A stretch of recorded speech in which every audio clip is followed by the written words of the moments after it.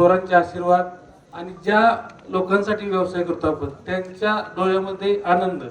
म्हणजे काही लोक आता राज्यामध्ये मला सांगतात तुम्ही एवढा बाजारच का दिला, तुम्ही असंच काय केलं, तसंच काय केलं, तुम्ही पैसेच कुठून आणले आणि काय केलं, 100 म्हणजे प्रत्येक जणांचा हाच विषय.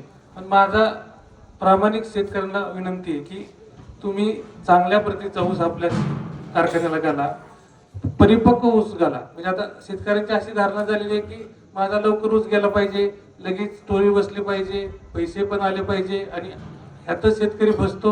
ऊस देतो एखाद्या कारखान्याला आणि त्याचं 6 महिने पैसे येत नाही. म्हणजे ऊसासाठी 15 दिवस थांबत नाही, पण ऊसाच्या पेमेंटसाठी 6 महिने थांबतो. म्हणजे अशी गंमत राज्यामध्ये चालल्यामुळं बऱ्याचशा कारखानदाराला त्याचं फावलं आणि पहिलं पैसे देतात नोव्हेंबर डिसेंबरचं बिल, जानेवारी जसं रामभाऊनी सांगितलं तशाच पद्धतीचं जानेवारी फेब्रुवारी मार्चचे बिल पुढच्या वर्षी कारखाना चालू होताना देतात. ह्यात शेतकऱ्यांची चूक आहे, कारखानदारांची चूक आहे. तर माझी सर्व शेतकऱ्याला विनंती आहे की जो कारखाना चांगल्या पद्धतीने तुम्हाला दर देईल त्याच कारखान्यात तुम्ही ऊस घाला, थोडं थांबा. आणि कारखान्याचं सांगण्यापेक्षा शेतकऱ्यांचा यात फायदा असायचं की जोपर्यंत आपल्या ऊसामध्ये साखर तयार होत नाही तोपर्यंत त्या ऊसाचं वजन भरत नाही. एकदम कॉमन विषय आणि हा ऍग्रिकल्चरचा विषय आहे. तुम्हाला वाटतं की वाढ आहे त्याचं वजन भरत, असं होत नाही. पाण्याचं वजन नसतं.